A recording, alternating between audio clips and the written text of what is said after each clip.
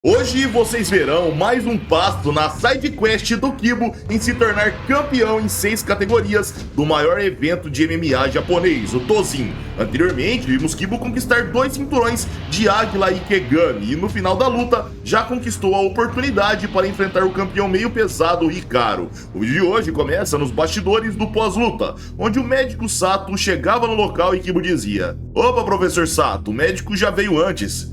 Sato respondia: "Isso aqui é um atendimento extraoficial. Você está bem, Kibo? Fiquei preocupado com seu estado. E você ser acertado na têmpora e ser jogado de cabeça no chão." Kibo respondia: "Ah não, eu tô ótimo, aquilo não é nada demais pra mim." Sato pontuava: Mesmo depois de receber tantos golpes, é impressionante que você quase não tenha sofrido dano." Kibo explicava: "É que eu sou duro pra caramba, fora que eu sou ótimo em acertar o timing para mitigar o dano." Sato comentava: "Isso é fruto de uma visão dinâmica e de reflexos extraordinários, mas..." Kibo interrompia dizendo: "Desde que o Águila foi pro MMA, ele passou a usar golpes no corpo, então seus socos ficaram mais previsíveis. Não era algo que ele usava no boxe. Quem consegue acertar golpes realmente destrutivos acaba exagerando nos balanços." Sato questionava: "E as costelas quebradas, como estão?" Kibo respondia: "As costelas doem pra caramba, até rir dói, e respirar então dá até medo. Amanhã eu vou estar com o corpo inteiro dolorido, vai doer até pra subir as escadas." Sato alertava: "Você pretende passar pelo Asagiri a fim de conquistar 6 categorias de peso, certo? Ele não é como o Águila, que tem brechas em seus golpes, ele é um lutador realmente completo.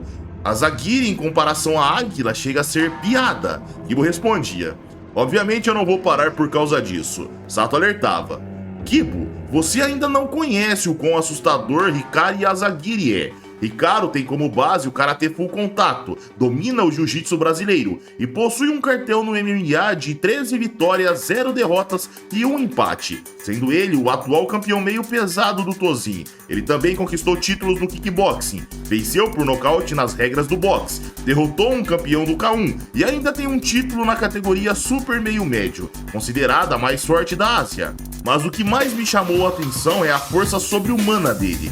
Hikaru realiza levantamento de pneus usando um pneu gigante de 3 metros de diâmetro, 1,5 metros de largura e o peso total de 3 toneladas. Podíamos ver Hikaru jogando aquele pneu e o som ecoava pelo ambiente enquanto o professor Sato continuava.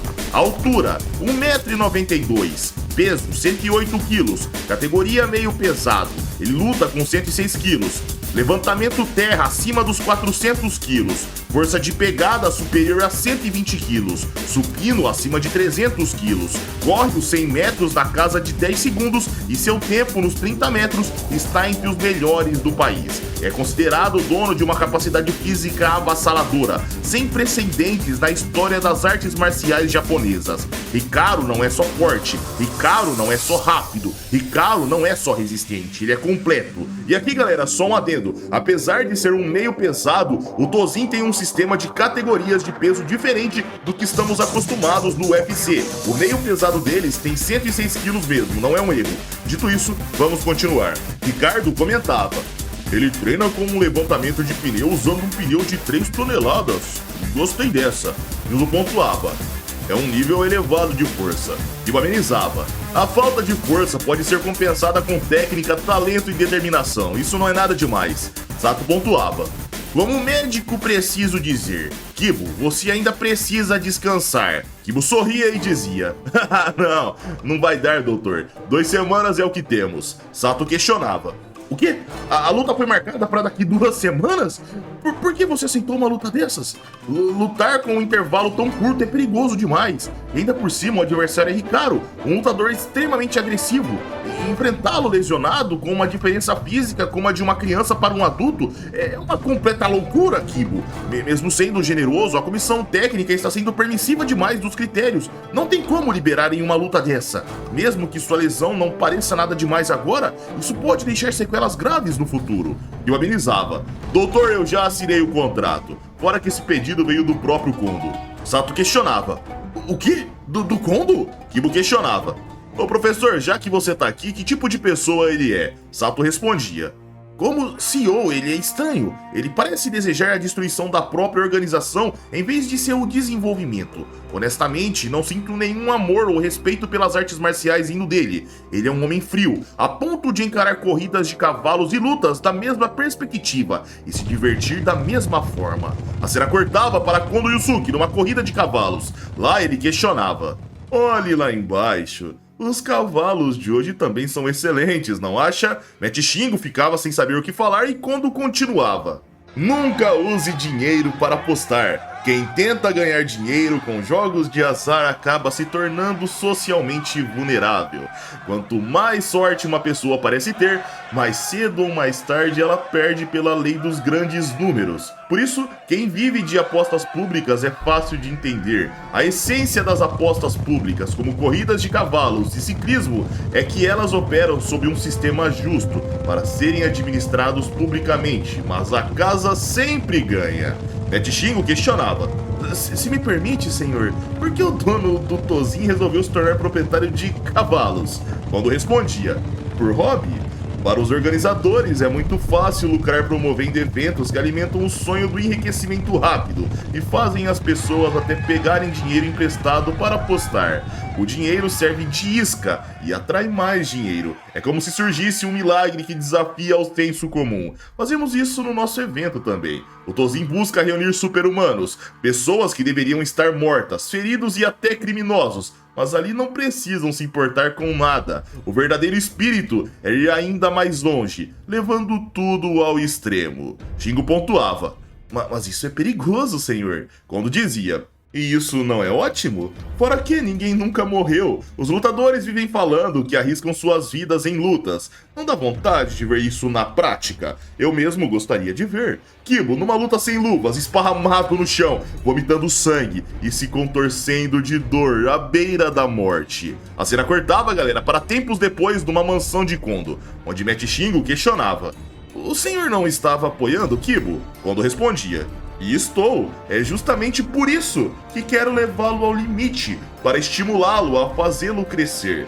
Shingo pontuava: "Levá-lo ao limite? Mas e se ele morrer? O que o senhor vai fazer?" Quando respondia: "Ora, se isso acontecer, então eu quero que Kibo tenha uma morte digna de uma lenda das artes marciais." Matt Shingo dizia: "Virar uma lenda, tudo bem, mas morrer não, certo?" Quando questionava: "Qual é o problema? Mesmo que ele morra, faremos um funeral grandioso. Leiam um discurso fúnebre emocionante e derramem lágrimas por ele."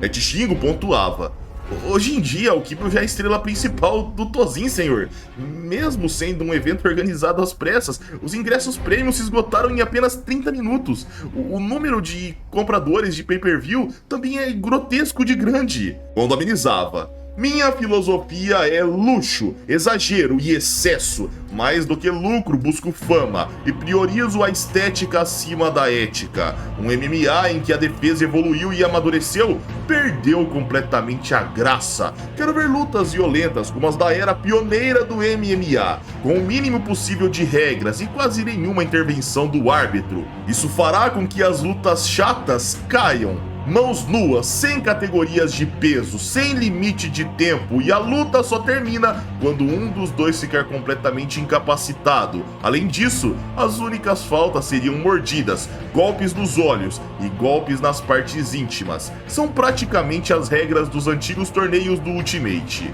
Matt Shingo dizia preocupado: "Isso é um retrocesso, senhor. Liberar as lutas de mãos nuas?" Quando continuava: "Não estou dizendo que todas as regras de todas as lutas devem mudar. Basta que isso exista de uma forma limitada. A luta entre Kibo e Asagiri fica mais empolgante quando é extrema."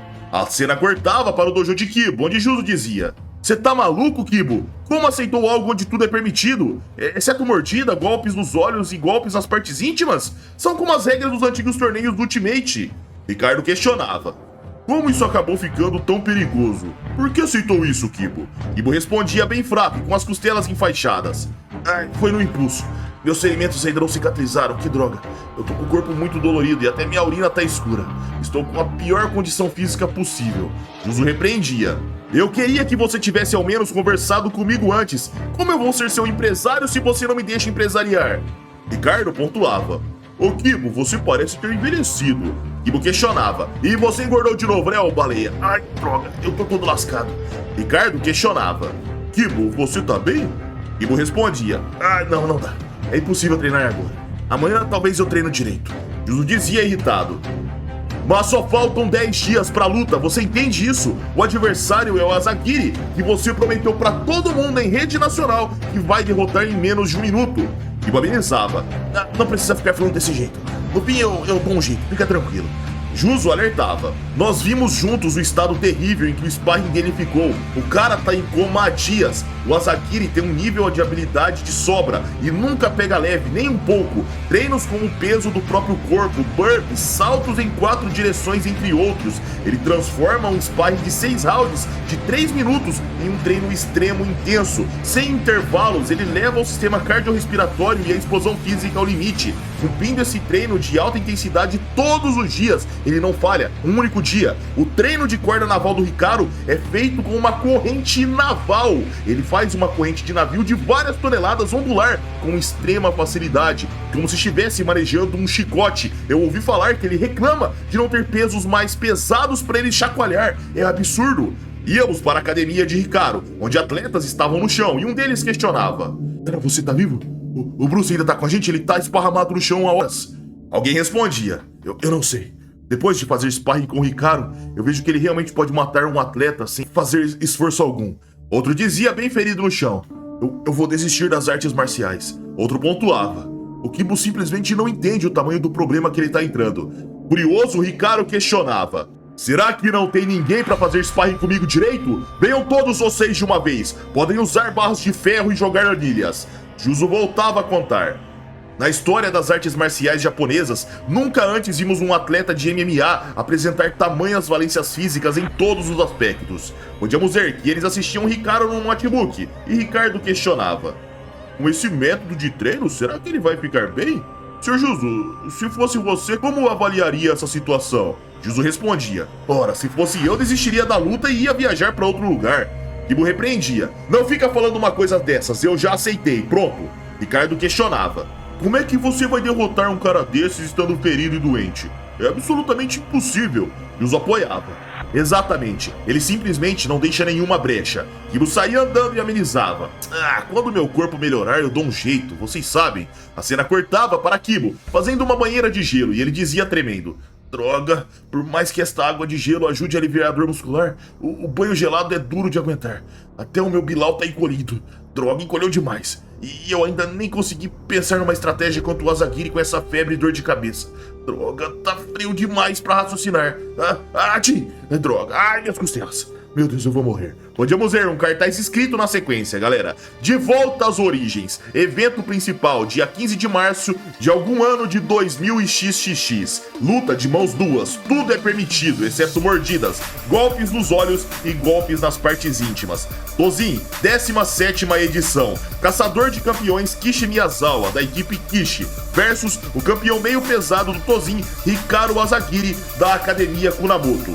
E dessa forma, pessoal, com Kibo sendo nerfado ao extremo para o próprio bem do Ricardo, o vídeo chega ao fim. Se preparem, galera, essa luta vai ser muito bacana, então aguardem pacientemente. Se vocês curtiram o vídeo, like para ajudar o canal, se inscrevam se não forem inscritos e caso queiram vídeos exclusivos é só virar membro do canal. Minhas redes sociais vão estar aqui na tela caso queiram me seguir e é isso aí, pessoal. Eu tô indo nessa, um abraço, fiquem com Deus e tamo junto.